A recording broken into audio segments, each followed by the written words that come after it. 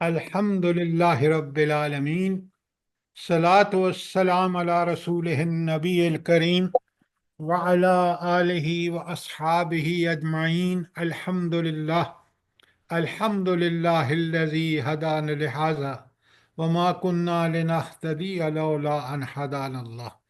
رب اشرح لی صدری ویسر لی امری واحلل عقدۃ من لسانی یفقہوا قولی، آمین یا رب العالمین۔ ہینڈ آؤٹ آپ کے پاس ہے 7 پیجز کا، خوف و خشیت سب کے پاس ہے؟ یس سر۔ جی سر، جی ہے اچھا، سب کے۔ اب ذرا آج یہ دیکھیں، یہ جتنے ٹاپکس ہم کور کر رہے ہیں 3 اس سے پہلے کور کیے ہیں، اور تینوں انتہائی ضروری ہیں، اور اس کے بارے میں جتنی معلومات ممکن ہیں قرآن و سنت سے ہم نے کوشش کی ہے کہ وہ سب آپ کے پاس پہنچ جائیں۔ سب سے پہلے تو آپ مجھے یہ بتائیں کہ آپ کے پہلا ٹاپک تھا اخلاص اور للہیت۔ یہ بتائیں کہ اب آپ کو اخلاص اور للہیت کا اگر مفہوم اور پوری اس کی تفصیلات سمجھ آ گئی ہیں تو کیا آپ نے اپنے اندر اس چیز کو پوری طرح اجاگر کرنے کی کوشش کی ہے؟ دیکھیں نا، آپ اتنی محنت سے صبح صبح یہ سنتے ہیں تو سننے کا مطلب یہ ہے اس کو سمجھنا، سمجھنے کے بعد اس پہ ٹھیک ٹھیک عمل کرنا۔ یہ اگر نہ ہو تو پھر یہ ساری ایفرٹ سننے والی جو ہے وہ راگاں جائے گی۔ تو پہلے کا مجھے جواب دیں گے کہ اخلاص اور للہیت آپ کی سمجھ میں آ گیا، اور ہر عمل کرتے وقت اپنے دل کو ٹٹولیں کہ کہیں اس میں کوئی اور مقصد سوائے اللہ تعالیٰ کی رضا کے اور کوئی مقصد تو نہیں ہے۔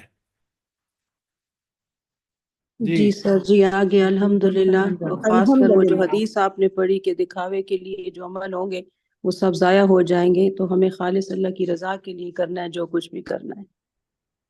اچھا، اب آپ نے جس حدیث کا ذکر فرمایا بالکل وہ ہمارے سامنے رہ چاہیے کہ شہادت جیسا عمل کس طرح آدمی کو بجائے جنت کے لے جانے کے جہنم میں لے جائے گا۔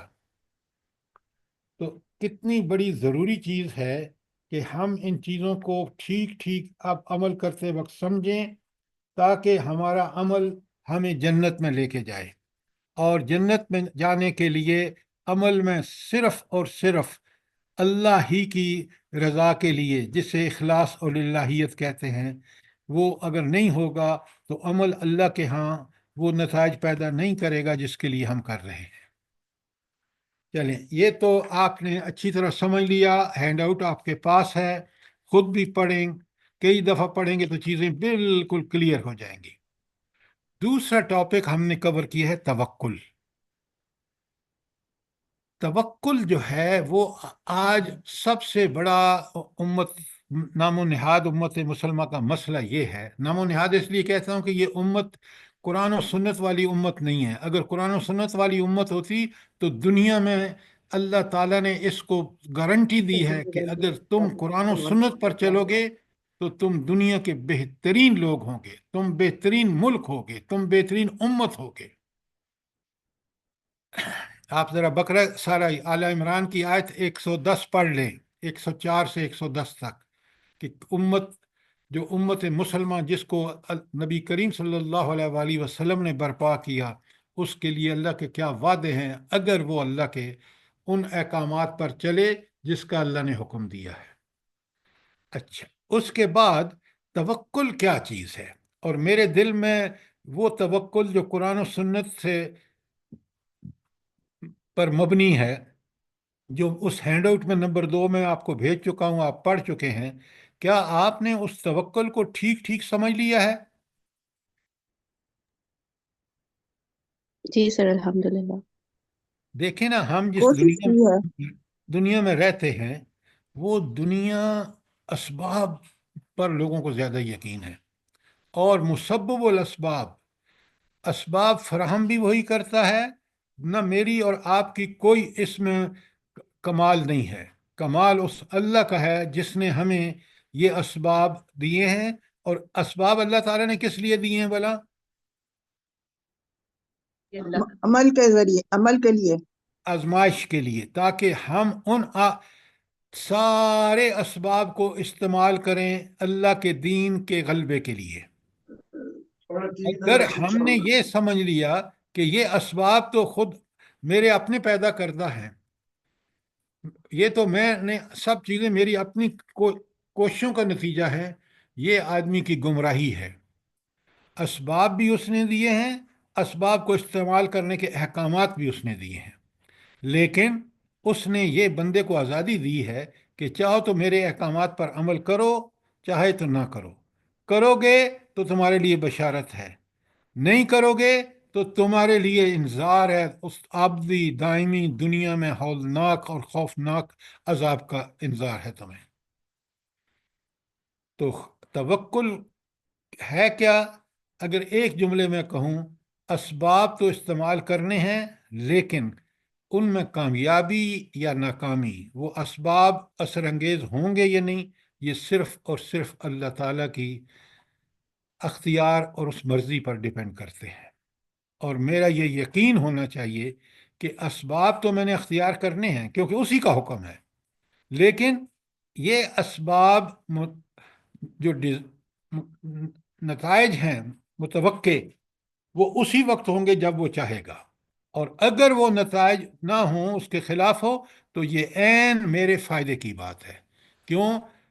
جس ہستی نے یہ فیصلہ کیا ہے وہ فیصلے اس کے برحق ہیں. یہ بات آپ کو سمجھ میں آ گئی؟ جی سر. الحمدللہ. کوئی سوال، کوئی چیز کلیئر نہ ہوئی ہو؟ آج ہمارا مضمون ہے خوف و خشیت. پہلے میں ڈیفائن کرتا ہوں، پھر آپ سے سوال کروں گا، اور انہی کے سوالوں کے جواب جو ہے پھر ہمارے اس آج کے لیکچر کا حصہ ہوں گے.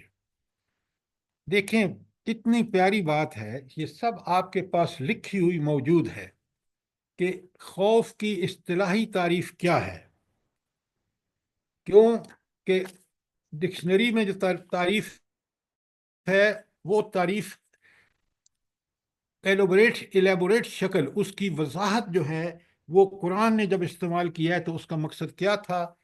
تو اصطلاحی تعریف یہ ہے کہ دل میں پیدا ہونے والے اضطراب اور بے چینی اور کسی ناپسندیدہ معاملے کے پیش آنے کی وجہ سے حاصل ہونے والی دل کی گھبراہٹ کا نام خوف ہے. تو یہ دل کی گھبراہٹ ہے جو کسی اضطراب یا بے چینی، کوئی رشتہ دار مر گیا، کوئی بہت بڑا نقصان ہو گیا، تو وہ دل میں جو اضطراب کی کیفیت ہے اسی کو ہم کہتے ہیں یہ. اچھا، اب اصل مطلوب کیا ہے؟ اور خوف الہی کی اہمیت کا اس بات سے بھی اندازہ لگایا کہ خوف اللہ تعالیٰ سے تقرب کی روشن آنکھ. یہ دو الفاظ ہم نے کس سمجھے ہیں کہ خوف الہی ہے وہ تقرب کی روشن مثال، کہ اللہ کی قربت جو ہے وہ انسان کو اسی وقت نصیب ہوتی ہے جب اس کے اندر خوف الہی ہوئے. اس کو مجھے کھول کے بتائیں ذرا، کیا مطلب ہے اس کا؟ کہ خدا خوف ہی اصل میں قرب الہی کی نشانی اور علامت ہے. سر اللہ کے اگر سامنے اللہ تعالیٰ کھڑے کا ہو کے خوف حساب ہوگا دینا ہے. تو تو بندہ انسان احتیاط سے گناہوں کام سے لے گا. بچے گا اور نیکیوں کی طرف جائے گا. آپ نے بات تو ٹھیک کی ہے، لیکن پہلی بات آپ کو سمجھنی چاہیے کہ اللہ کا تقرب مجھے اس وقت نصیب ہوگا جب میں کوئی اس کی نافرمانی نہیں کروں گا اور اس کی فرما برداری کا حق ادا کروں گا. یہ ہے تقرب کی سب سے بڑی علامت، کہ بندہ برائیوں سے بچ جائے اور نیکیوں میں سبقت کرے. یہ کس وقت ہوگا؟ کہ انسان نیکیوں میں سبقت کرے اور برائیوں سے مکمل اجتناب کرے. کب کا ہوگا؟ خدا کا خوف جب ہوگا. جب خدا کا خوف ہوگا. بالکل آپ نے ٹھیک کہا. یہ ہے اس کا مفہوم. اس کا مطلب ہے کہ خدا کا خوف وہ واحد چیز ہے جو ہمیں برائی سے بچاتی ہے اور نیکی میں سبقت کرنے کی توفیق ملتی ہے انسان کو۔ یہ بات ٹھیک ہے؟ سر اللہ کی ناراضگی سے کا خوف ہوگا ہمیں کہ ناراض نہ ہو جائے ناراض کب ہوتا ہے اللہ؟ جب نافرمانی کرتے ہیں۔ اصل بات یہی ہے کہ اللہ راضی ہوتا ہے جب ہم اس کی اطاعت کرتے ہیں، اس کی عبادت کرتے ہیں، اور اللہ ناراض ہوتا ہے جب ہم اس کی نافرمانی کرتے ہیں۔ اور خوف جو ہے وہ خوف اسی بات کا ہے کہ اللہ تعالی ہم سے ناراض نہ ہو جائے، جو مسبب الاسباب ہے، جو میرا خالق، مالک، رازق اور حاکم ہے، وہ ناراض ہوا تو میرے پلے کچھ بھی نہیں رہ جائے گا۔ دنیا میں تو اس کی امتحان ہے، وہ مجھے چیزیں دیتا رہے گا جو میری ضرورت ہے، لیکن آخرت میں حساب میرے لیے بہت ہی مشکل ہوگا۔ سر جی ایک بات کہ اس کی محبت مجھ سے چھن نہ جائے، یہ خوف ہوتا ہے کہ میں نافرمانی کروں تو کہیں اس کی محبت مجھ سے چھن نہ جائے۔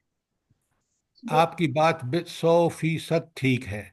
یہی چیز کہ نافرمانی مجھے اللہ کی محبت سے دور کر دے گی، یہ خوف۔ اللہ ورنہ اللہ تعالیٰ دیکھیں نا، دنیا میں کافروں کو بھی سب کچھ دیتا ہے اور وافر دیتا ہے۔ کیوں؟ انہوں نے دنیا میں اس کا فیصلہ کیا، انہوں نے اللہ کی نافرمانی کا۔ اللہ اتنا رحیم ہے، اتنا رحمان ہے کہ دنیا میں ان کو دیتا ہے جو کچھ وہ چاہتے ہیں، جتنی اللہ کی مرضی ہوتی ہے، لیکن آخرت میں انہی کے لیے، کافروں کے لیے جہنم کی وعیدیں ہیں۔ مومن مسئلہ ہم جب بات کر رہے ہیں تو ہم اللہ تعالیٰ پر ایمان لانے والوں کی بات کر رہے ہیں۔ اللہ تعالیٰ پر ایمان والوں کا خوف یہ ہوتا ہے کہ اگر میں نے اللہ تعالیٰ کی نافرمانی کی تو اس کی رحمتوں سے محروم ہو جاؤں گا، اس بات کا خوف۔ اب بات سمجھ آ رہی ہے آپ کو؟ جی جی سر جی، جزاک اللہ خیر۔ اچھا، اب ایک اور بات بڑی کہ یہ خوف و خشیت کا لفظ آتا ہے، اس کی آپ کے نیچے ایکسپلینیشن ہے کہ فرق یہ ہے کہ خشیت جو ہے وہ کسی اس ہستی کی ہوتی ہے جو معزز اور محترم اور مکرم۔ اب اللہ تعالیٰ سے محترم، مکرم کوئی اور ہو سکتا ہے؟ کوئی ہستی ہو سکتی ہے؟ جی نہیں، نہیں۔ کوئی نہیں ہے۔ اچھا، کیوں اللہ تعالیٰ ہستی کیوں محترم اور مکرم ہے؟ وہ مالک و مختار ہے، اقتدار سارا اسی کا ہے۔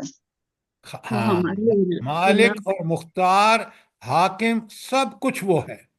بندے کے لیے جتنی بھی امید کی ذرائع ہو سکتے ہیں سارے اسی کے پاس ہیں۔ لہذا خشیت جو ہے وہ کسی ہستی کے معزز اور مکرم اور محترم ہونے پر ہیں، اور اللہ تعالیٰ اتنی بڑی ہستی ہے۔ خوف تو ہمیں پتہ چل گیا، اوپر ڈیفینیشن تھی کہ یہ ایک ذہنی اضطراب ہے، ایک ذہنی بے چینی ہے جو کسی ناپسندیدہ معاملے میں آدمی کے پیش آتی ہے۔ خشیت اس سے آگے کی چیز ہے کہ ہمیں اس ہستی کا انتہائی ڈر ہو، اس وجہ سے کہ وہ جس مقام اور مرتبے پر ہے وہ اگر ناراض ہو گئی تو ہمارے پلے کچھ بھی نہیں رہے گا۔ تو یہ جو خوف اور ڈر ہے، اس کے بارے میں بندہ بہت اچھی طرح جان لے کہ یہ خوف ہے یا خشیت ہے، دونوں اس کی ناراضگی کی وجہ سے۔ اگر وہ ناراض ہو گیا تو پھر ہمیں پوری زندگی ہمیں اسی کی محتاجی ہے، اسی کے در سے آس ہے، تو وہ ہم اس کو کھو دیں گے۔ بڑی پیاری آیت ہے آپ کے پیج نمبر 1 پر ہی، مومنون کی 57 تا 61۔ میں آپ کے سامنے پڑھ رہا ہوں اور پوری کھل کے اس میں اللہ تعالیٰ نے کھول کے بیان کر دیا۔ ان الذین هم من خشیت ربهم مشفقون، وہ لوگ جو اپنے رب کے خوف اور خشیت سے ڈرنے والے ہوتے ہیں۔ کون ہے وہ؟ والذین هم بآیات ربهم یؤمنون، وہ اللہ کی آیات پر ایمان لاتے ہیں۔ ایمان کس معنی میں ہے یہاں پر؟ خشیت الہی. यकीन یقین کی حد تک کہ جتنی اللہ کی آیات ہیں وہ برحق ہیں.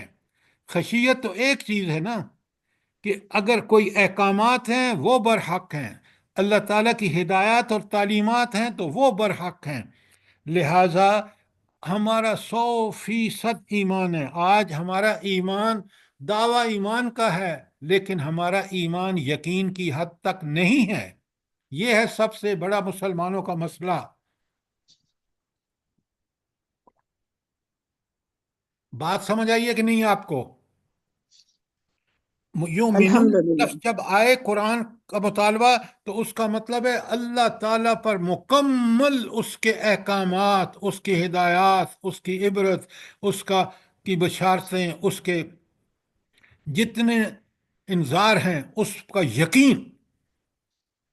تو یہ پہلی بات یہ ہے کہ وہ لوگ جو اللہ کی خشیت اور خوف رکھتے ہیں، سب سے پہلے ان کی صفت کیا ہے؟ والذین ہم بآیات ربہم یؤمنون. وہ اللہ کی باتوں کا یقین رکھتے ہیں. آپ مجھے اپنے دل پر ہاتھ رکھ کے بتائیے، کیا ہمیں اللہ کی باتوں کا قرآن میں جو اللہ کی آیات ہیں ان پر یقین ہے؟ یقین ہوتا ہے सर تو मुंह से तो ऐसे ही बोलते हैं लेकिन یقین ہے، कुछ عمل. फर्क है. ہاں، فرق بہت بڑا ہے. بہت ٹھیک کہا آپ نے ڈاکٹر صاحبہ. والذین ہم بربہم لا یشرکون. وہ اللہ کے ساتھ کسی کو شریک نہیں ٹھہراتے. آج آپ مجھے یہ بتائیں، ان مسلمان حکومتوں کو اللہ پر یقین ہے یا امریکہ پر یقین ہے؟ अमेरिका पर. تو آپ مجھے بتائیں نا، یہاں ہم پہلی فیل ہو جاتے ہیں. ہمیں اللہ کی کتاب سنیں، اللہ کی کتاب پر یقین ہوتا، ہم اس کو پڑھتے، سمجھتے اور پوری زندگی کے ہر معاملے میں اسی سے رہنمائی لیتے. آپ شادی کے موقع پر قرآن کی رہنمائی لیتے ہیں، نبی کریم صلی اللہ علیہ وسلم کے طریقے کی رہنمائی لیتے ہیں. آپ مرنے والے کی وقت آپ یہ سب چیزیں اللہ اور رسول کا لحاظ کرتے ہوئے کرتے ہیں. آپ زندگی کے دیگر معاملات جو ہیں، کمانا، خرچ کرنا، وہ قرآن کی ہدایت کے مطابق کرتے ہیں. اگر نہیں کرتے تو پھر آپ قرآن پہ ہمارا یقین کیسا ہے؟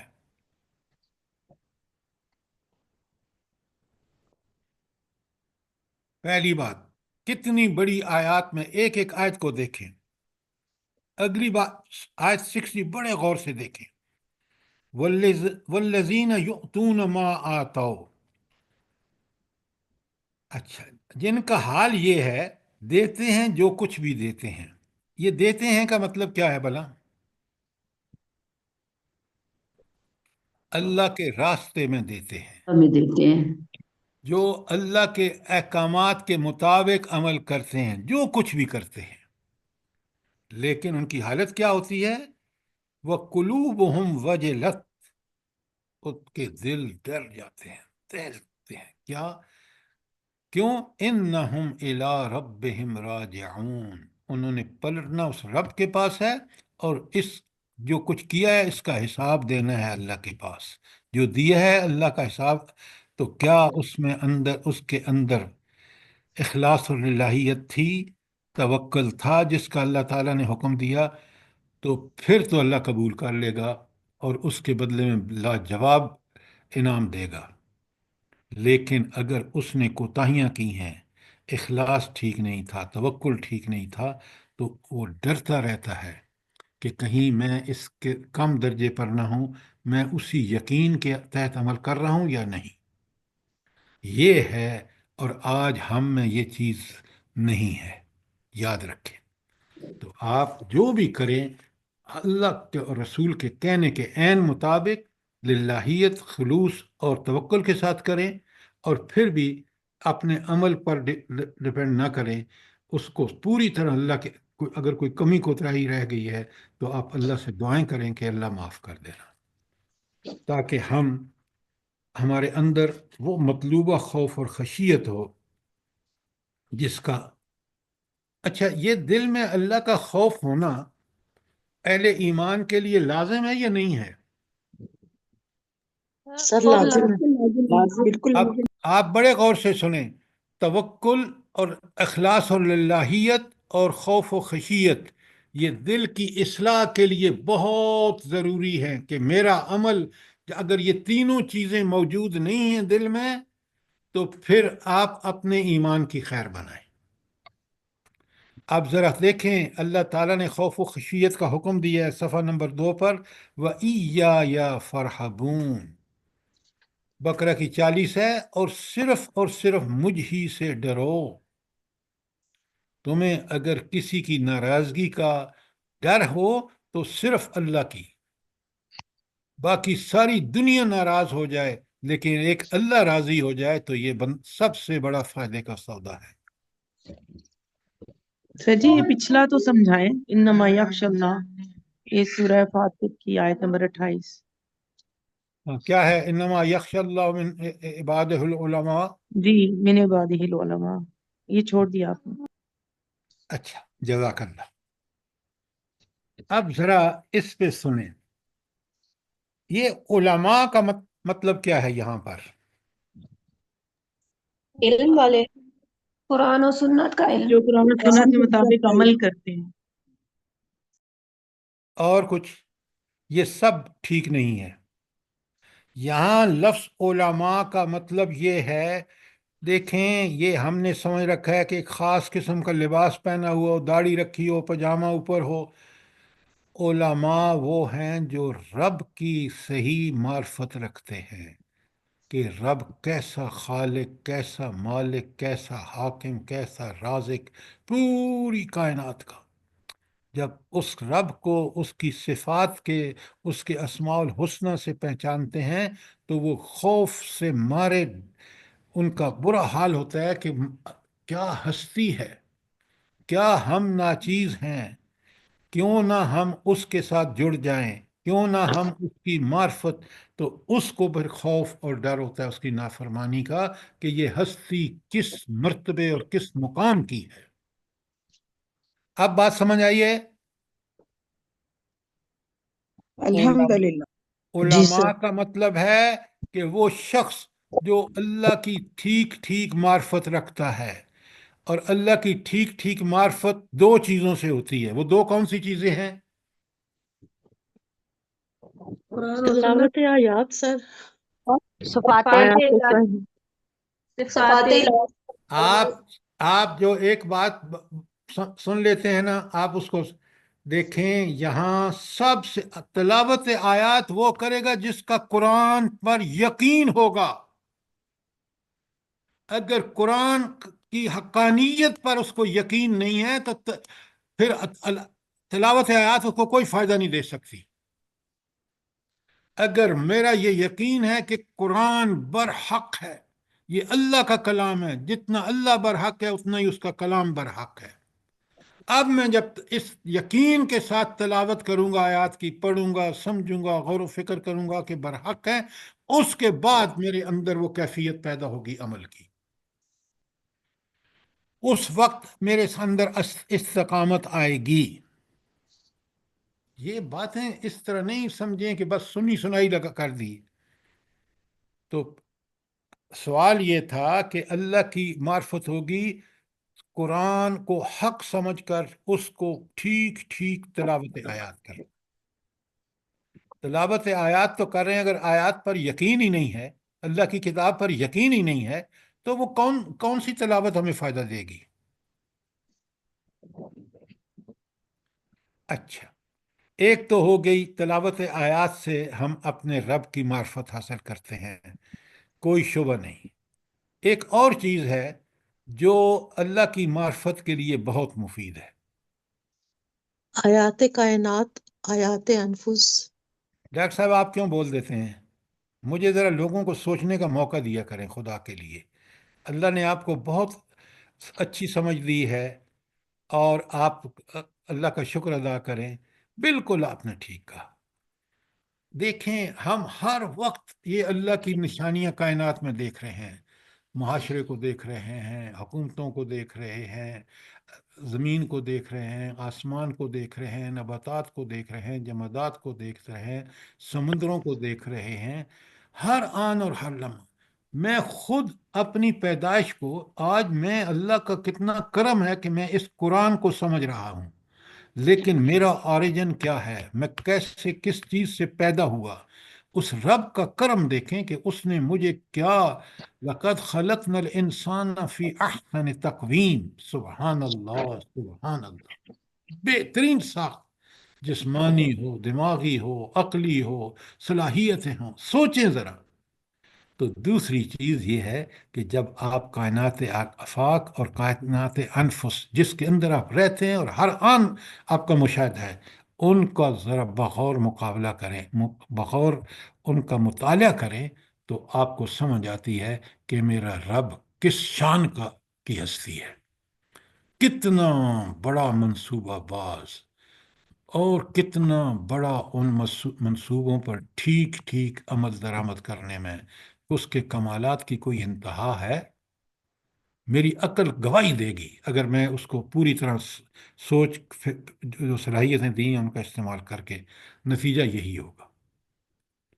تو علماء وہ لوگ ہیں جو اللہ کی ٹھیک ٹھیک معرفت رکھتے ہیں۔ نمبر ایک، وہ قرآن بتاتا ہے۔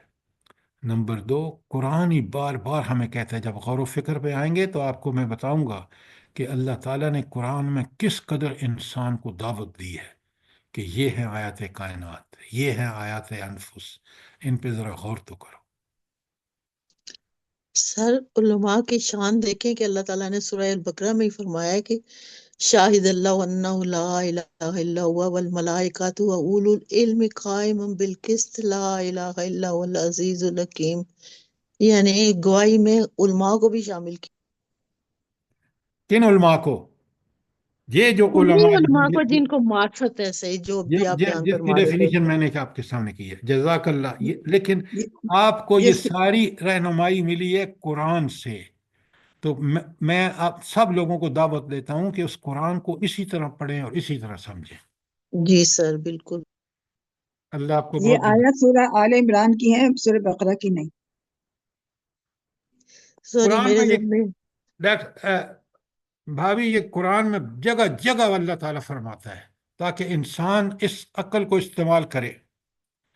چلیں آگے چلتے ہیں۔ وَإِيَّايَ فَارْحَبُونَ، تم مجھی سے ڈرو کیونکہ سارا کچھ، تمہارے سانس کا آنا جانا بھی میرے اختیار میں ہے، لہذا تم دنیا میں کبھی میری نافرمانی نہ کرنا اور اطاعت میں سبقت کرنا۔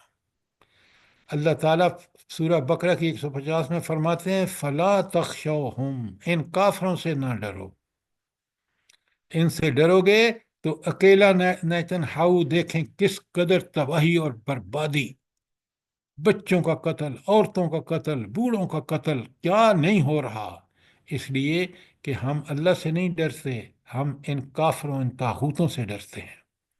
اس لیے اللہ کہہ رہے فلا تخشوہم، ان سے مت ڈرو، وخشونی، مجھ سے ڈرو، طاقت اور قدرت کا سرچشمہ میں ہوں، یہ اللہ فرما رہے ہیں۔ کتنی پیاری آیت ہے اس کے آگے سورہ آل عمران کی 175، انما ذالکم الشیطان، یہ ہے وہ شیطان، یخفف اولیاءہ، جو تمہیں اپنے دوستوں سے، اپنے ولیوں سے ڈراتا ہے۔ امریکہ کی ٹیکنالوجی نہیں دیکھتے تم؟ اور یہ جرنیل مسلمان فوجوں کے اتنے خائف ہیں کہ اللہ سے نہیں ڈرتے، اس سے ڈرتے ہیں، اور اس کا ڈر اللہ نے دکھا دیا ہے کہ نہت سے افغانیوں کے سامنے کس طرح وہ بھیگی بلی بن کے بھاگا ہے۔ تو شیطان کس سے ڈراتا ہے؟ اپنے اولیاء سے، اس کے اولیاء طاغوت ہیں۔ اللہ تعالیٰ فرماتے ہیں فلا تخشو فلا تخافون، ان سے مت ڈرنا، وخافونی، مجھ سے ڈرو، ان کنتم مومنین، اگر تم مومن ہو۔ تو مومن طاغوت اور شیطان سے نہیں ڈرتا، مومن کس سے ڈرتا ہے؟ اپنے اللہ اللہ سے، صرف اللہ۔ اپنے اللہ سے صرف ڈرتا ہے۔ اور اگر میں اور آپ اور یہ مسلمان حکومتیں شیطان اور اس کے ولیوں سے ڈر رہی ہیں تو اس کا مطلب ہے ان کا ایمان نہیں ہے۔ آج بڑی کلیئر ہے۔ سر یہ جو शैतान और नेथनयाहू और जो भी हैं इनसे डरना तो चलो जो जा है वो यहूदी हैं, पर आजकल के जो हम यहाँ पाकिस्तान में जो वैसे इक़्तिदार हैं उनसे हर अवाम डरती है, हर अवाम डरती है। अब क्या बनेगा हमारा? ये सारे तागूत हैं मैडम, ये आप क्यों समझ रही हैं कि वो ये तागूत नहीं हैं? ये उन्हीं के परवरदा हैं, आप क्यों नहीं सोचते? ये मुसलमानों पर जुल्म इसलिए ढा रहे हैं कि ये उन्हीं तागूतों को फॉलो कर रहे हैं। अगर उन तागूतों को छोड़ के तौबा ताइब हों, अल्लाह की तरफ आएं, तो हमारे हालात आज भी दुरुस्त हो सकते हैं। जी सर, बात वही है कि खौफ खुदा नहीं है। नहीं है। ये खौफ कितनी बड़ी चीज़ है, ज़रा देखें। अच्छा, ये जो आगे आयत है सूरह नहल की, मैं उसको बाद में पढ़ूंगा। सवाल ये है कि ये फरिश्ते क्यों अल्लाह से सबसे ज़्यादा डरते हैं? जल्दी बताएं। सर उनको चलो अल्लाह चुप ताला रहिए। अल्लाह के सबसे ज्यादा नजदीक होती है। अल्लाह ताला के सबसे ज़्यादा नज़दीक हैं। वो देखते हैं कि उसकी कुदरत कितनी ज़बरदस्त है। वो हुक्म देता है और ये फरिश्ते फौरन उसको रूबा अमल उसके हुक्म से ले आते हैं। लिहाजा ये सबसे ज्यादा जो डरते हैं अल्लाह ताला से वो फरिश्ते हैं। सिदरा शफी साहब, आपका फोन ऑन है, खुदा के लिए बंद करें। तो आपने देखा। अच्छा, तो जो हम रब का तकर्रुब हासिल करते हैं नवाफल से, तहज्जुद से, या दीगर जितने काम बताए हैं वो आएंगे आगे, तो हम ये तकर्रुब क्यों हासिल करते हैं?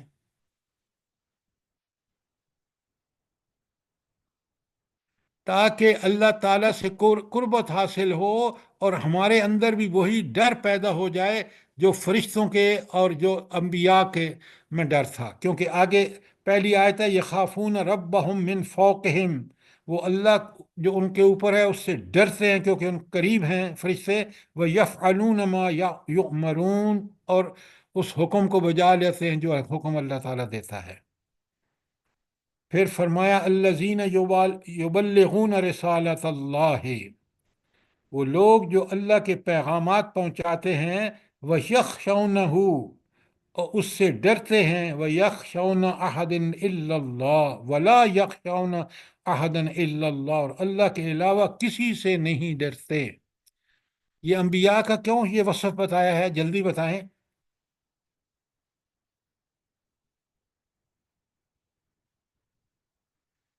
वही के जरिए अंबिया भी अल्लाह के करीब होते हैं। वो सबसे अल्लाह के इंसानों में अल्लाह से करीब होते हैं, इसलिए वो अल्लाह के अलावा किसी से नहीं डरते। ये है इसका मफहूम। आयत के मफहूम को समझिए, सिर्फ तर्जुमा पढ़ के सवाब मत लीजिए।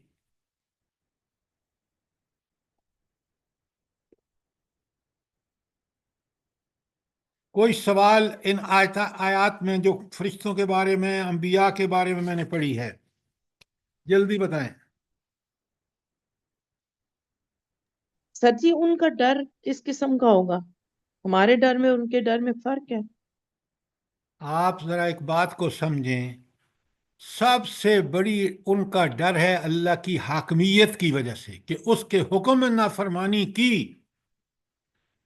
तो हमारे और उनके डर में अल्लाह की हाकमियत दोनों जगह पे डर की वजह है कि उसके हुक्म की नाफरमानी की तो जहन्नम हमारा मुकद्दर होगी। अब बात समझ आई नहीं आई? जी जी सर जी, जज़ाकल्लाह खैर। आगे चलिए। अच्छा, अब आप देखें रसूल भी किस लिए आए, जल्दी बताएं। सारी उम्मत के लिए जो रसूल आए हैं उनका मकसद क्या था? मुबश्शिर और नज़ीर बनकर। मुबश्शिरीन और मुनजरीन बन के आए। बिल्कुल ठीक कहा आपने। मुनजरीन किस बात के? कि अल्लाह का खौफ दिलाने के लिए कि नाफरमानी करोगे तो जहन्नम में जाओगे, और अगर जो पैगाम अल्लाह का मैं लेके आया हूँ इसको मिन्नो अन मान कर इस पर अमल करोगे तो तुम्हें बशारत है जन्नत की। ये था अंबिया का मिशन। بالکل یہی مشن قرآن کا ہے. قرآن بھی انسان کو صرف اس لیے نازل ہوا کہ لوگوں کو ڈرائے کہ برائیاں کیں، اللہ کے احکامات کی خلاف ورزیاں کیں تو جہنم، انذار، اور اگر تم نے عمل کیا تو تمہیں جنت ملے گی. ساری آیتیں آپ کے سامنے ہیں. سورہ انعام کی 19 آپ کے سامنے ہے. رسولوں کے بارے میں انعام کی 48 ہوتا ہے وَمَا نُرْسِلُ الْمُرْسَلِينَ، اور ہم انبیاء نہیں بھیجتے الا مگر کس لیے بھیجتے؟ مبشرین و منذرین. ذرا غور فرمائیں، 6 7 8 حرف کی آیت ہے اور انبیاء کا پورا مشن اور مقصد واضح کر دیا. اور آیت نمبر 19 الانعام کی میں کہا قُلْ أَيُّ شَيْءٍ أَكْبَرُ الشَّهَادَةِ، اے نبی صلی اللہ علیہ وسلم ان سے پوچھو کہ کس کی گواہی سب سے بڑھ کر ہے. تو ان سے کہو قُلِ اللَّهُ، اللہ تعالیٰ کی گواہی، شَهِيدٌ بَيْنِي وَبَيْنَكُمْ، یعنی یہ بھی اللہ تعالیٰ کا نبی کیا کہہ رہے ہیں کہ اس کی گواہی شہید، وہ گواہ ہے کس کے درمیان؟ بینی، میرے درمیان، و بینکم، اور تمہارے درمیان. اچھا، اللہ کی گواہی کیوں سب سے بڑھ کر ہے؟ جلدی بتائیں. ڈاکٹر صاحب چپ رہے ہیں آپ. اللہ تعالیٰ کی ذات علیم و خبیر ہے اور ہر کچھ جاننے والا ہے. اللہ تعالیٰ عالم الغیب حاضر والشہادہ. ناظر ہے، حاضر ناظر ہے، ہر جگہ ہر وقت موجود ہے. اس لیے اس کی گواہی ہی، کیونکہ وہ موجود ہے، وہ برحق ہے، اس کا علم کامل، اس کی حکمت کامل، اس کا اختیار کامل، لہذا اسی کی گواہی برحق ہے. یہ ہے اس کا جواب. پارشل جواب مت دیا کریں.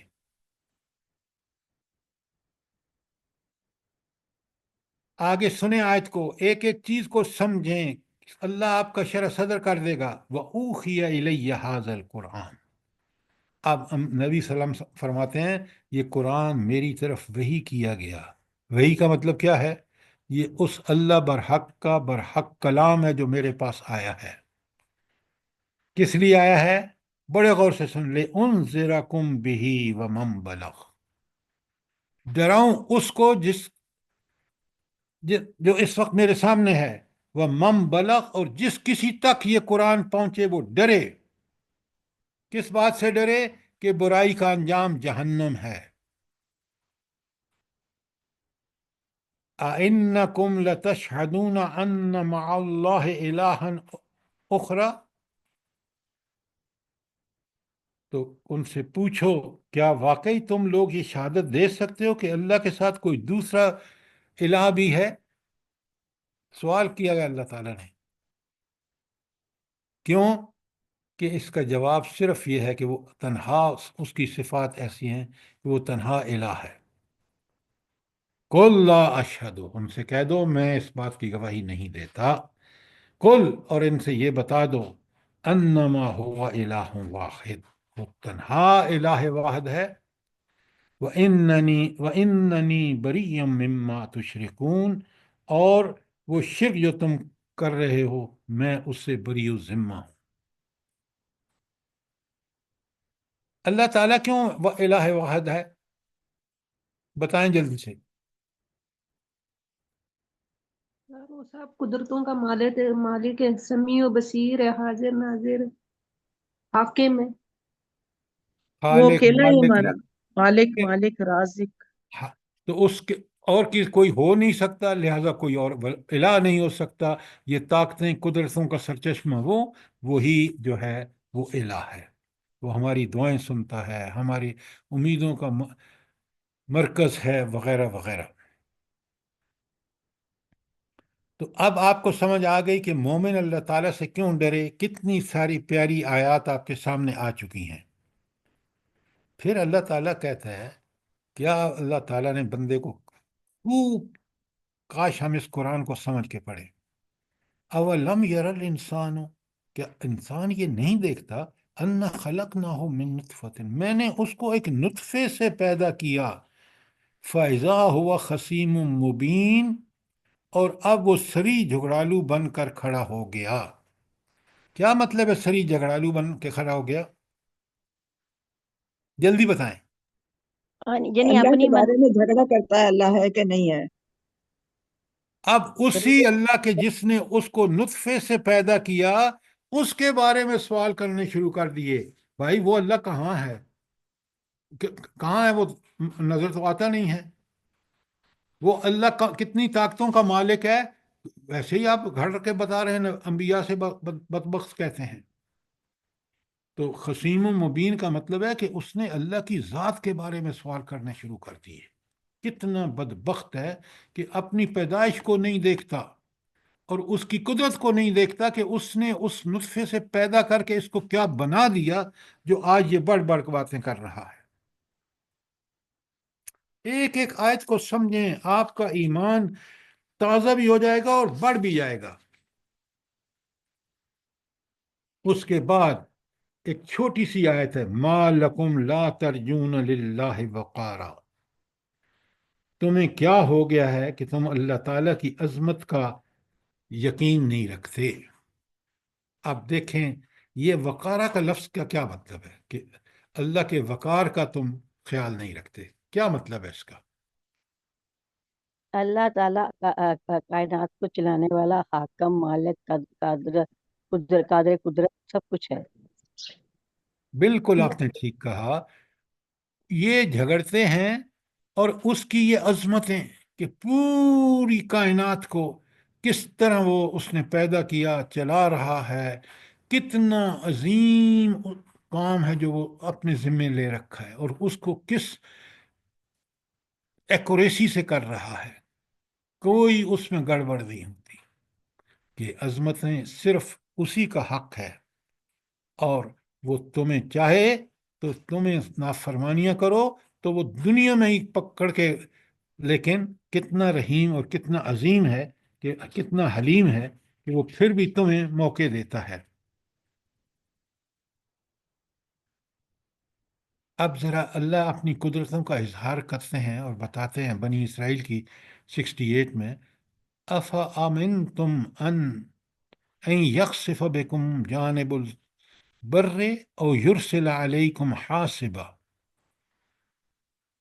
تو تم اس بات سے بالکل بے خوف ہوگے کہ اللہ کبھی تمہیں خشکی پر پکڑے یا تمہیں زمین میں دھنسا دے، اور تمہارے سمیت زمین کو بھی دھنسا دے، یعنی زمین تم بھی اس میں زمین میں ہو اور اس کو زمین کو دھنسا دے۔ وَيُرْسِلَ عَلَيْكُمْ حَاصِبًا، اور یا یہ اس کی طاقت اور قدرت کے انسان کو بتایا جا رہا ہے، یا تم پر پتھراؤ کی کرنے والی بارش بھی بھیج دے، ثُمَّ لَا يَجِدُوا لَكُمْ وَكِيلًا، پھر تمہیں اس سے بچانے والا حمایتی یعنی وکیل کوئی نہ ہو۔ کوئی ہے جو بتا سکتا ہے؟ ابھی امریکہ کی کچھ اسٹیٹ میں طوفان اور آئے ہیں، کس قدر وہاں نقصان ہوا ہے، اور امریکہ کی ٹیکنالوجی والی فیل ہو گئی۔ یہ ہیں رب کے کمالات۔ سورہ ملک آپ کو کہا گیا ہے کہ روزانہ اس کی تلاوت کریں، تو روزانہ کی تلاوت کرنے کا حکم دینے میں اللہ تعالیٰ کی کیا مصلحت ہے بھلا؟ آپ میں سے جو پڑھتے ہیں مجھے جلدی بتائیں۔ قبر سے نجات کا ذریعہ بنے گی یہ صورت او ملک ہو انشاءاللہ۔ میں آپ سے پوچھ رہا ہوں آیت کا میں کون سا حصہ ہے، آپ مجھے کہہ رہے ہیں قبر میں نجات کا۔ قبر میں نجات کا حصہ اس کو بنے گی جو پڑھ کے سمجھتا ہے، جو صرف یہ سمجھتا ہے کہ میں نے پڑھ لی، نہ اس کو سمجھا نہ اس پہ عمل کیا، اس کو قبر سے کبھی نجات نہیں ملے گی۔ یہ اللہ کا حکم ہے۔ سب سے پہلے کہا تبارک الذی بیدہ الملک، رب کی حیثیت بیان کی، خلق الموت والحیات لیبلوکم ایکم احسن عملا، زندگی اور موت اس لیے پیدا کی کہ تم میں سے کون حسن عمل کرتا ہے۔ یہ پہلی بات ہے کہ انسانی دنیاوی زندگی کی حقیقت اللہ نے پہلی آیات میں بتا دی، اپنی قدرت بھی بتا دی۔ اور یہ آپ کیوں نہیں بتاتے مجھے؟ قبر سے نجات دے گی، قبر سے نجات ایسے ہی دے دے گی، نہ پڑھیں گے نہ سمجھیں گے نہ اس پہ عمل کریں گے۔ ایسے مضمون ہے سورہ الملک میں کہ انسان کی زندگی سنور جاتی ہے اگر اس کو روزانہ پڑھ کے اس کے اوپر اس کے مطابق عمل کرے تو. یہ کیوں نہیں بتاتے آپ؟ سر جی ایک وہ جو اس میں آئے تھے ان الذین یخشون ربهم بالغیب لهم مغفرۃ واجر کبیر، آپ اس کے بارے میں پوچھ رہے ہیں؟ میں سورہ ملک کے بارے میں پوچھ رہا ہوں میڈم. جی اسی میں آئے، اسی میں ایک آئے تھے اس کی سر۔ آیت، یہ ایک آیت پڑھ رہے ہیں نا، میں نے آپ کو پہلی آیت پڑھ کے بتائی ہے. تو ایک ایک آیت کو پڑھیں، سمجھیں، اس کے مطابق زندگی گزاریں. یہ قبر میں، حشر میں، ہر جگہ آپ کے لیے فائدہ مند ہوگی. لیکن پڑھ کے نہ اس کو سمجھا، نہ اس کے مطابق زندگی گزاری، اب آپ کو قبر میں کیسے وہ آپ کے لیے باعث نجات ہوگی؟ پتہ نہیں ہم نے قرآن کو کیا سمجھ رکھا ہے. نہ سمجھیں نہ عمل کریں اور اجر پورا مل جائے گا. قرآن اور نبی دونوں صلی اللہ علیہ وآلہ وسلم فرماتے ہیں پڑھ کے اس کے مطابق زندگی گزارو گے تو عمل کے حق، اجر کے حقدار ہوگے. نہیں گزارو گے تو اس کا بالکل انذار ہے، ریورس ہے. فوراً مجھے آپ فائدہ بتا دیتے ہیں. وہ فائدہ مشروط ہے کہ اگر وہ شرطیں پوری نہیں کریں گے تو قبر میں کبھی بھی آپ کو. اسی لیے سورہ ملک میں بہت بڑی ایک آپ نے ابھی بتائی ہے، میں نے آپ کو پہلی بتائی ہے، ڈھیروں ڈھار ہے. سورہ کاف میں کتنے بڑے اگر سمجھ کے پڑھے تو پورا ہفتہ اس کو اللہ کی اطاعت کرنے میں کوئی باک نہ رہے.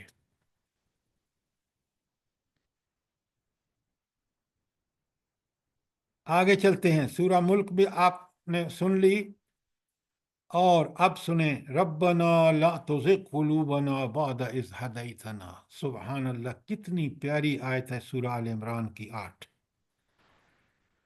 ایک دفعہ ہدایت اللہ دے دینا تو پھر کبھی دل میں ٹیڑھ نہیں پیدا ہونی چاہیے. دل میں ٹیڑھ کا مطلب کیا ہے؟ کہ اس ہدایت پر عمل کرنے میں انسان رک جائے. اگر کبھی غلطی ہو جائے تو اللہ نے بڑا آسان نسخہ رکھا ہے مومن کے لیے، فوراً توبہ طائب ہو اور واپس صراط مستقیم پہ آ جائے، اللہ معاف کر دیں گے. شرط کیا ہے؟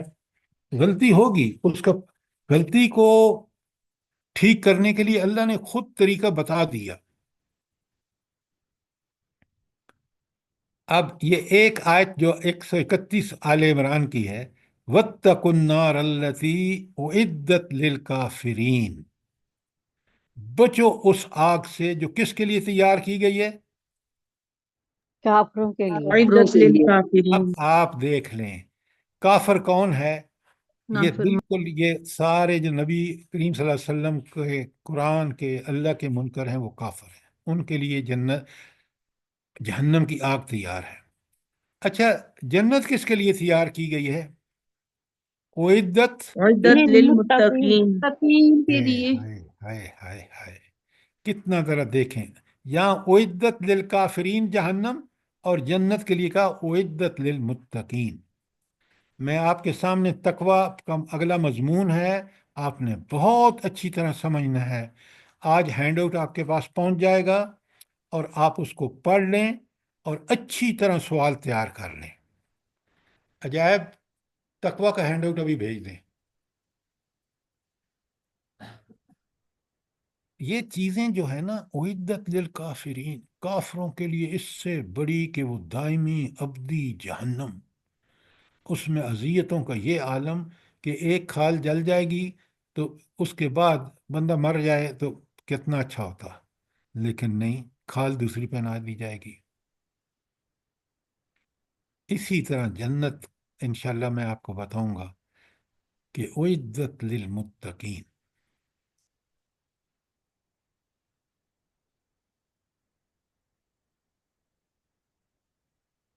قوا انفسکم واہلیکم نارا، خود بھی جہنم سے بچو اور اپنی اولادوں کو بھی بچاؤ. اللہ کے بندو آپ دیکھیں، سبحان اللہ و بحمدہ سبحان اللہ العظیم. میں جب کسی بچی بیچاری کو دیکھتا ہوں نا کہ وہ لباس اس کا غیر شریفانہ ہے، اس کے والدین اس کو انگلش میڈیم اسکول میں بھیج رہے ہیں، وہ دین سے نابلد دور، اور برائیوں کی زندگی کی ترغیبات اس کو ساری ٹیچر بھی خود بھی عمل کر رہا ہے، اس کو بھی دکھا رہی ہیں۔ تو دیکھیں آپ کہ یہ کو انفسکم و اہلیکم نارا کی کتنی بڑی خلاف ورزی ہے۔ وہ جیتے جاگتے ہم ان اولادوں کو جہنم میں بھیج رہے ہیں۔ کاش کاش ہم ان کو اگر چاہتے ہیں کہ یہ عارضی دنیا میں ہمارے ساتھ ہیں تو وہاں ابدی آخری اخروی دنیا میں بھی ہمارے ساتھ رہیں، تو ان کو یہ آیت کہہ رہی ہے کہ ان کو بھی بچاؤ۔ کیا مطلب؟ یہ نیک بناؤ، ان کی تربیت کرو، ان کو اسلام پر عمل بچپن سے سکھاؤ۔ آپ بازار میں جائیں نا تو وہ کہتے ہیں جی اب تو ہم سلیو لیس ہی بچوں کے لیے بنا، تاکہ وہ شروع سے ان سے شرم و حیا ختم ہو جائے۔ تو کیا آپ لوگ اپنے ہاتھوں سے سی کے نہیں ان کو کپڑے بنا سکتے جو شرعی حدود کے اندر ہوں، تاکہ ان کے اندر بچپن سے ہی شرم و حیا آئے؟ سر بچوں کو بچپن سے ہی ایسی عادت ڈال دی جاتی ہے کہ وہ والے کپڑے پسند ہی نہیں کرتے، تو یہ ماں باپ ہیں جو سب کچھ کر رہے ہیں۔ ڈاکٹر صاحب بالکل آپ ٹھیک کہہ رہے ہیں، لیکن اللہ کیا کہہ رہا ہے؟ کو انفسکم و اہلیکم نارا۔ یہ والدین ایسے جن کی آپ بات کر رہے ہیں وہ ان کو جہنم کا ایندھن بنا رہے ہیں۔ تو سر کیا شکر ہے الحمدللہ کبھی بچوں کو ہم نے سلیو لیس نہیں پہنایا، اللہ کا لاکھ لاکھ شکر ہے۔ یہ آپ شکر کریں اللہ کا، یہ بتانے کی اللہ بات نہیں ہے، یہ کا اللہ کا شکر ادا کرنے کی بات ہے، اور آپ لوگوں کو دکھائیں کہ یہ ہے جہنم سے بچنے کا طریقہ۔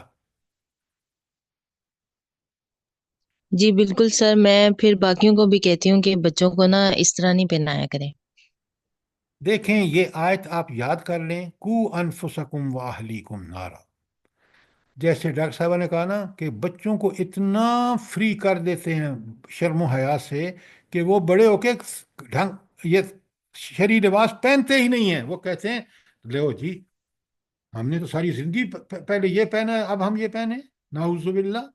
تو جی سر، بچیوں کو فراک نہیں پہنایا جاتا جو اچھا خوبصورت بھی لگتا ہے، لمبا بھی ہوتا ہے، بس نیچے ایک پینٹی سی ہوتی ہے اور اوپر چھوٹی سی وہ کچھ اپر ہوتا ہے۔ شرم و حیا والا لباس میں انسان انتہائی، کیونکہ اللہ کا پسندیدہ لباس ہے۔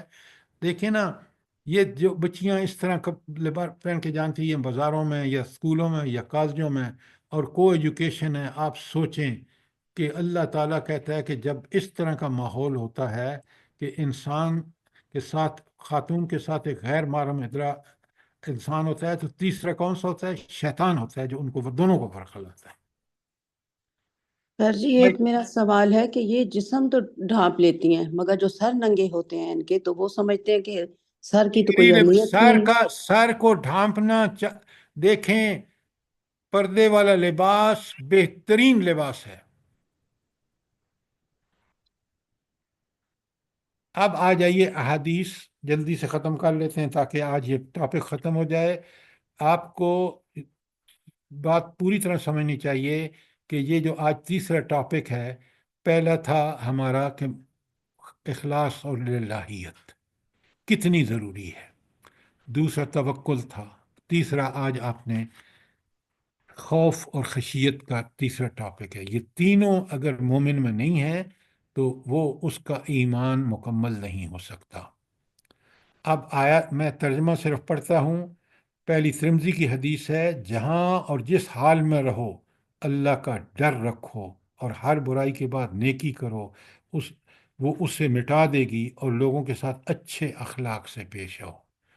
برائی کے بعد نیکی اور لوگوں کے ساتھ اچھے اخلاق۔ اخلاق کا مطلب ہے آپ فضائل پر عمل کرنے والے، رذائل سے بچنے والے، آداب زندگی کو ٹھیک ٹھیک بجا لانے، اور اپنے فرائض کو مکمل طور پر ادا کرنا جو آپ کے حقوق ہیں۔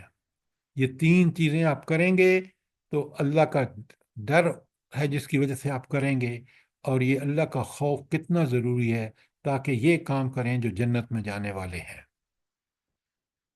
سر اخلاق کو بھی بڑا محدود کیا گیا ہے معنی میں، جیسے ہم ایسے سمجھتے رہے کہ اچھے طریقے سے بات کر لیں تو اچھا اخلاق ہے۔ اخلاق کے تو معنی اتنے وسیع ہیں کہ پورا دین اس میں آ جاتا ہے۔ ڈاکٹر صاحب تمام ایمان بالکل آپ نے باطل ٹھیک کہا، اور میں نے آپ کو بتایا ہے اخلاق پہ جو معرکۃ الارا کتاب ہے نا، وہ ہے ایک جلد ہے، میرا خیال ہے نمبر 3 ہے ان کی سیرت پر جو ہے ان دونوں آتھر کی. اپنا اس کا نام ہے، دو آتھر ہیں بڑے مشہور، 8 جلدوں میں وہ ہے. ایک جلد صرف اخلاق پر ہے، اور اخلاق 3 چیزوں کا نام ہے: فضائل و رذائل، آداب اور حقوق و فرائض. 3 چیزیں، اور یہ پوری زندگی پر محیط ہے. جی سر، یہ تمام معاملات ٹھیک ہو محمد جائیں گے. غزالی تو نہیں ہے؟ نہیں نہیں نہیں، امام غزالی فلسفے کی بات کرتے ہیں. عجائب ادھر آؤ ذرا. سر وہ ہے سید سلیمان شبلی ندوی نعمانی. اور شبلی نعمانی اور دوسرے ہاں جی سید سلیمان ندوی سید سلیمان ندوی. سلمان ندوی، ہاں. ان کی سید جلد سلیمان ششم ندوی کے 12 خطبات ہیں، چھوٹی سی کتاب ہے، کمال کی کتاب ہے سیرت پر. سید سلیمان ندوی کے 12 لیکچرز ہیں کسی کالج میں کلکتے میں. خطبات مدارس، خطبات خطبات مدارس. مدراس، خطبات مدراس.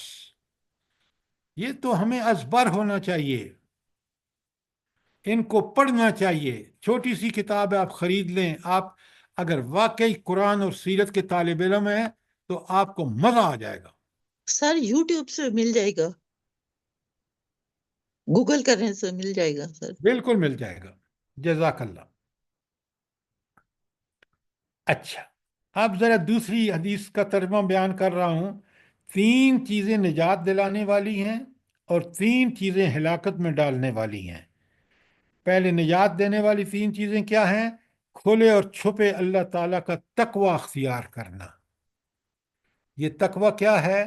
دل کے اندر خوف، اور اس خوف کے نتیجے میں برائیوں سے بچنا اور نیکیوں میں سبقت کرنا. یہ تقوی ہے. پوری طرح بات کو سمجھیں تو پہلی چیز جو نجات دینے والی ہے وہ تقوی. دوسری، خوشی اور ناخوشی ہر صورت میں حق بات کہنا. اللہ اکبر، اللہ اکبر. یہ ایمان کی انتہا ہے کہ آپ کو بات حق کہنی ہے، چاہے دنیا ادھر سے ادھر ہو جائے. آپ کے ملک میں جو ظلم ہو رہا ہے، یہ ظلم کی سب سے بڑی وجہ یہی ہے کہ ہم حق بات اپنے بڑوں کو نہیں بتا سکتے. ہم انہی کے کہنے پر چلتے ہیں، اللہ کے کہنے کو پس پش ڈال دیتے ہیں، اور ہمیشہ کی ابدی زندگی آخرت کی برباد کر لیتے ہیں. ناداری اور خوشحالی، ہر حالت میں اعتدال اور میانہ روی کی راہ پر چلنا. میانہ روی کی راہ کیا ہوتی ہے؟ حق کی راہ میانہ روی کی راہ ہے کہ نہ ادھر نہ ادھر، سیدھے اللہ کے راستے پر چلیں. کتنی بڑی بات ہے.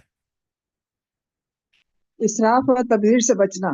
بچ وہ صرف ایک بات نہیں ہے، وہ اسراف و تصریف تبذیر جو ہے معنی وسیع مفہوم میں وہ یہی بات ہے، لیکن یہاں خرچ اور کرنے میں نہیں، بلکہ زندگی کے ہر معاملے میں افراط و تفریط سے بچنا. سر جی، وہ جو حضور نے فرمایا کہ سمندر کے کنارے بھی بیٹھے ہو تو پھر بھی جو ہے پانی کا ضیاع نہیں کرنا.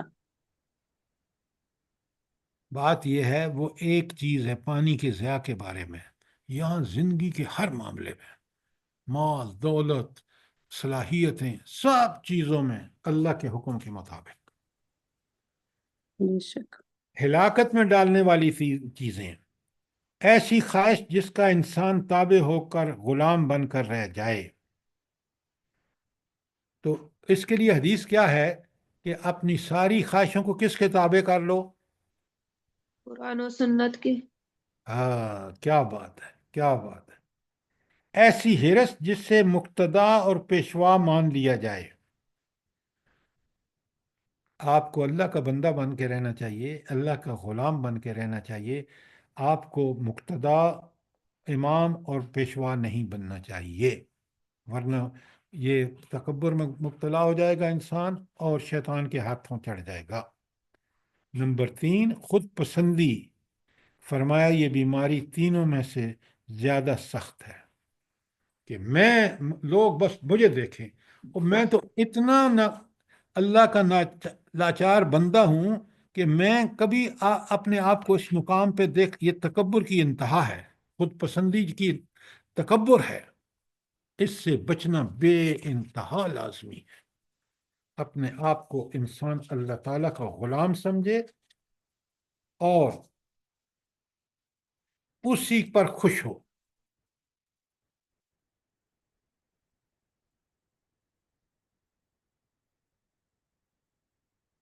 سر جی اگلی خود پسندی کو ذرا دوبارہ تھوڑا وضاحت کریں۔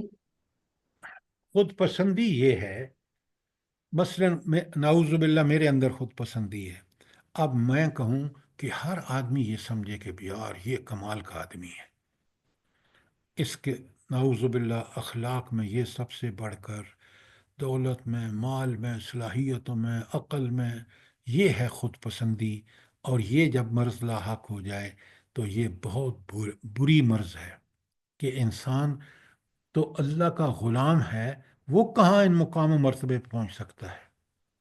تو خود پسندی یہ ہے کہ اپنے آپ کے اندر وہ خوبیاں سمجھنا کہ میں تو گویا اب ہر ایک کا سب سے اعلیٰ اور عرفہ انسان، مثالی انسان بن گیا ہوں، پھر وہ انسان کبھی اپنی اصلاح نہیں کر سکتا۔ اب سیلف بات میڈ۔ سمجھ آئیے؟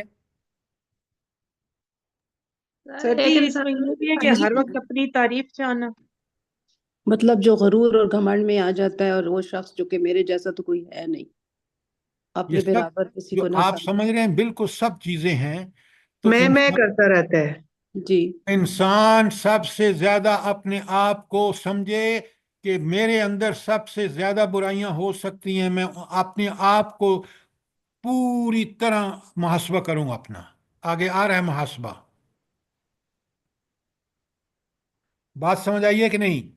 جی سر جی جی سر، جزاک اللہ۔ سر ایک انسان ہے، اس کے اندر ساری خوبیاں ہیں، لیکن وہ کہتا ہے کہ اللہ تعالیٰ کی توفیق سے مجھے یہ ساری ملی ہیں، پھر اس کو تو نہیں کہہ سکتے نا خود پسندی۔ جب وہ یہ سمجھے گا کہ اللہ نے مجھے دی ہے تو پھر اس کا فخر کہاں سے آئے گا اس کے اندر؟ بتائیں نا مجھے۔ عاجزی آئے گی سر۔ عاجزی آئے گی، بالکل ٹھیک کہا ڈاکٹر صاحب آپ نے۔ اچھا اب ٹائم ہو گیا ہے اور 2 حدیثیں باقی ہیں، یہ آپ نے خود پڑھنی ہے۔ ذرا مہربانی کر کے آپ خود بھی اسی طرح ان چیزوں کو پڑھنے سمجھنے کی کوشش کریں، تاکہ آپ کو بھی اللہ تعالیٰ یقیناً وہ ساری مہارتیں عطا فرمائے گا جس سے آپ چیزوں کی حقیقت کو سمجھ سکیں گے، تہ تک پہنچیں گے، شرح صدر ہوگا آپ کو۔ سر جی اگلی حدیث پڑھا دیں پلیز، بہت اچھی ہے حدیث ہے۔ ایک حدیث اچھی ہے، ہاں سب حدیثیں اچھی ہیں میں اللہ بھی کی۔ کہنے لگی ساری تھی اچھی سر ہیں سر کہ جی، یہ لیکن یہ بہت حکم ہے نا کہ جس نے عمل مجھے پہ۔ اگر ڈر سے آگلی حدیث میرا سنیں، خوف رکھا ترمذی تو کی اس کو حدیث دوزخ ہے۔ سے نکال لوں۔ نبی کرم صلی اللہ علیہ وسلم سے روایت انس کرتے ہیں کہ اللہ تعالیٰ عز و جل قیامت کے دن حکم دے گا، جس شخص نے بھی مجھے کسی دن یاد کیا یا کسی جگہ سے ڈر کر دوزخ کی آگ سے نکالو، اگر وہ اس نے کیا تو اللہ تعالیٰ اس کو جہنم سے نکال لیں گے۔ تو کیا آپ چاہیں گے کہ جہنم کی آگ، اللہ تو کہتا ہے ہمیں اس کے آگ کے چھونے سے بھی بچنا چاہیے۔ تو گویا یہ تو آخری بات ہے کہ ذرا برابر ایمان ہوگا تو وہ شخص جو ہے وہ جہنم سے اللہ تعالیٰ اس کو نکال لیں گے۔ لیکن انسان کو کوشش کیا کرنی چاہیے؟ ذرا بڑے غور سے سنیں کہ اللہ تعالیٰ مجھے جنت کے اعلیٰ درجے عطا فرمائے، اور میں اس کو حاصل کرنے کی اللہ نے مجھے دنیا میں بھیجا ہے، میں دنیا میں وہ کام کروں کہ جنت میں بھی جاؤں اور جنت کے اعلیٰ درجے میں بھی جاؤں۔ یہ ہماری کوشش ہونی چاہیے۔ یہاں بتایا گیا ہے، اب اس کے سہارے پہ آپ نہ رہیں کہ اللہ تعالیٰ مجھے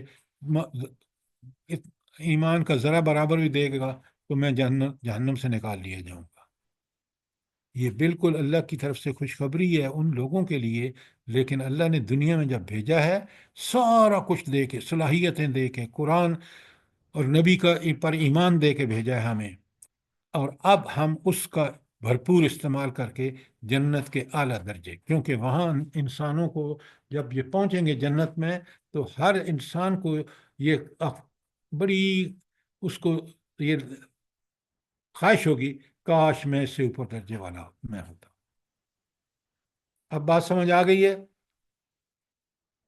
جی سر، میں یہ کہنا چاہ رہی تھی کہ ہمیں پھر جس جگہ بھی ہم بیٹھے اللہ کا ذکر ضرور کریں، وہاں اللہ کی بات ضرور پہنچائیں جس بھی محفل میں بیٹھے۔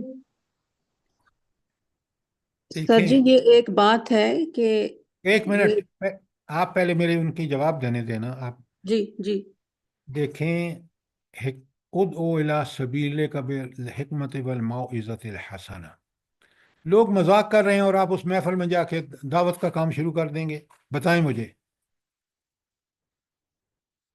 نہیں سر جی، وہاں نہیں۔ ہاں، اللہ کا پیغام بہت قیمتی ہے، آپ ضرور پہنچائیں، لیکن کوشش کریں کہ پہلے لوگ سننے والے ہوں۔ اب بات سمجھ آ گئی ہے؟ جی جی سر جی، الحمدللہ۔ چلیں، اور کوئی سوال؟ آپ سوال جی کریں۔ سر جی یہ سوال کہ ایک آنکھ تو ہے جو جس کا حکم ہے کہ جو خدا کے خوف سے روئی، اور دوسری آنکھ وہ جس نے راہ خدا میں نگہبانی کرتے ہوئے رات گزاری، اس کو تھوڑا بتائیے۔ پہلی آنکھ وہ ہے جس میں اللہ کا خوف اور خشیت اس قدر بڑھا کہ وہ رونے لگ گیا۔ کیوں رویا؟ کہ ہائے میں کتنا ناشکرہ ہوں، اس کی رحمتیں دیکھو اور میرا رویہ دیکھو، اس پہ اس کو رونا آیا۔ یہ اللہ کو بڑا پسند ہے۔ دوسری آنکھ جس کا آپ ذکر کر رہے ہیں وہ جہاد، قتال فی سبیل اللہ کے لیے میدان جہاد میں اس نے اللہ کی راہ کے لیے نگہبانی اور نگرانی کرتے ہوئے اس آنکھ کو استعمال کیا، اس آنکھ کو بھی آگ نہیں چھوئے گی۔ اب بات سمجھ آئیے؟ جی جزاک اللہ، مجھے یہ سمجھ آئی تھی مگر پھر بھی میں نے کہا میں وضاحت کر لوں۔ جزاک اللہ خیر۔ اللہ آپ کو بہت جزائے خیر دے۔ تو برائے مہربانی یہ ہینڈ آؤٹس بڑی محنت سے ہم نے تیار کی ہیں اللہ کی توفیق سے، تو آپ کوشش کریں کہ ان کو دیکھیں نا، قرآن حدیث سب کچھ موجود ہے۔ اللہ تعالیٰ مجھے بھی اور آپ کو بھی اور جس کسی تک یہ پہنچے اللہ ہمیں اجر دے گا، آپ پہنچائیں تاکہ لوگ ان کو پڑھیں، سمجھیں، ان کی زندگی میں جو بھی تبدیلی نیکی کریں گے وہ آپ کا بھی حصہ ہوگا۔ اللہ تعالیٰ مجھے اور آپ سب کو اس کی توفیق عطا فرمائے۔ آمین ثم آمین سر۔ آپ کو ربنا جزائے تقبل تبلیغ اور ہم منا سب انك کو آپ انت سے جو جڑے السميع ہوئے ہیں۔ العليم وتب علينا انك انت التواب الرحيم۔ جزاک اللہ۔ جزاک اللہ خیر، اللہ پاک سب کو